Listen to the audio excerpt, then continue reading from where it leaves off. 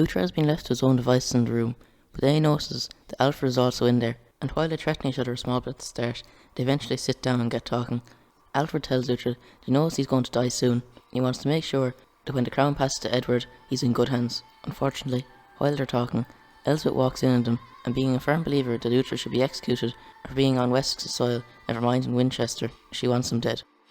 Luckily, Alfred won't allow it. When she returns to the celebrations though, she also tells Stiappa to double the guards in the palace because Uhtred is here. Alfred now makes a royal decree that Uhtred is no longer an outlaw, and he makes one final request to Uhtred to stay in Winchester until his son is crowned king. Tuor is walking through Winchester to get home, but she bumps into a man and he starts picking on her and harassing her for being a Dane. She arrives home in tears and Father Beocca is having none of it. He goes out to the local alehouse with Uhtred and Sitrick and he finds the man who was harassing her, and he decides to give him a piece of his own mind, and Father Beocca is so severe that Uhtred and Sitrick end up having to pull him off him.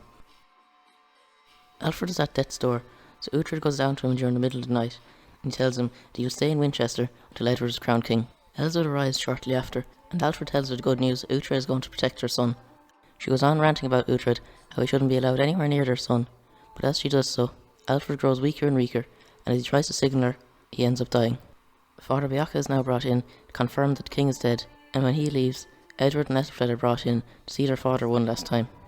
Elsbeth now gets to work, making Edward God's king. She starts by removing Father Beocca for him being close to Uhtred. Father Beocca now goes to Uhtred, telling him he's sure to be imprisoned if he doesn't leave, but Uhtred tells him that he swore to Alfred he'd look after his son. Alfred's funeral is held the next day in the church in Winchester's palace, and everything is about to go haywire. The man who is harassing Tura ends up being behind her, and he continues to harass her until she leaves the church, and Stiappa also makes his way towards Uhtred. He tells him the Queen's given him orders to kill him if he doesn't leave, so with no other choice, Uhtred is escorted out the church. Tura is now chased through the streets of Winchester, but she makes it home and barricades the door.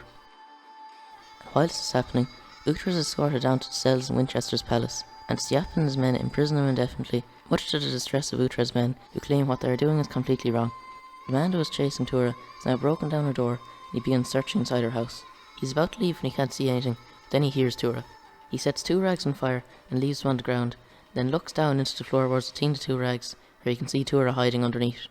Fortunately, Tura has her knife, and she now puts the blade up through the floorboards, and it goes through the man's neck. Unfortunately, there's a new problem, as Tura can't get the floorboards up as the man has fallen dead in them, and to make matters worse, his clothes have now caught fire from the rags, leaving Tura stuck under a burning body.